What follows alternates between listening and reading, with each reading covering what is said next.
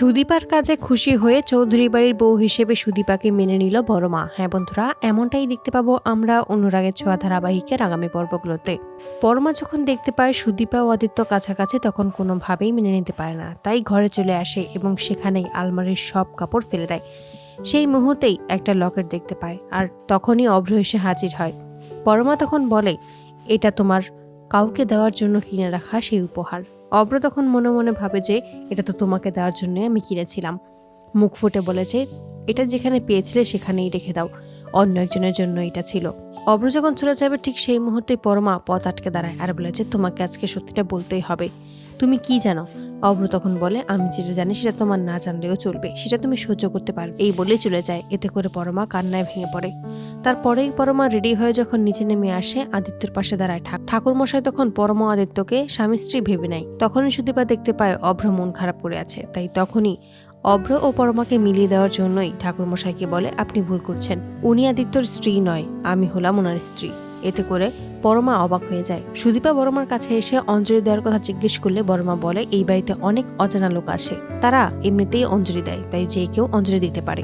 সকলের অঞ্জলি দেওয়া শেষ হয়ে গেলেই বড়মা পরমাকে বলে, পুজো শেষ হওয়ার পর প্রসাদ যেন সবাইকেই দিয়ে। তারপরেই সেখানে জ্ঞান হারিয়ে ফেলে। সুদীপা বুঝতে পারে বড়মার কি হয়েছে, তাই তৎক্ষণাৎ স্যালাইনের ব্যবস্থা করে। এতে করে পরমা ও আদিত্য বারণ করতে থাকলেও অভ্র বলে, আমি জানি তুই যেটা করছিস সেটা সঠিক হবে, তাই আমি তোকে দাদা হিসেবে বলছি, তুই এটাই করে যা, তোর যেটা ইচ্ছে হয়। ঠিক সেই মুহূর্তে সেখানে ডাক্তার চলে আসে এবং ডাক্তার বলে যে এই কাজটা যে করেছে সে খুব ভালো কাজ করেছে।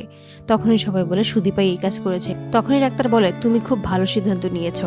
ঠিক সেই মুহূর্তে ডাবের জল খাওয়ানোর কথা বলে ডাক্তার বলে, এটাও একদম সঠিক সিদ্ধান্ত, তুমি অনেক বড় ডাক্তার হবে। অপরদিকে কুন্তলা কুমারের ছবি হাতে নিয়ে বলে, এবার আমি খুঁজে পেয়েছি দীপার শেষ উত্তরাধিকারী। এবার বাবা, আমি ওই মেয়েকে দিয়ে সেনগুপ্ত পরিবারের সবাইকে একত্র, তারপর নিজের হাতে সেনগুপ্ত পরিবারটাকে শেষ করে দেব। অপরদিকে বড়মা সুদীপার কথাই ভাবতে থাকে যে মেয়েটাকে এত অপমান করে, এত কথা শোনায়, তবুও মেয়েটা তার বিপদের সময় সমস্ত কিছু ভুলে আমার কথাই ভেবেছে, আমাকে সুস্থ করে তুলেছে। মেয়েটার সাথে এরকম ব্যবহার আমার করা উচিত হয়নি।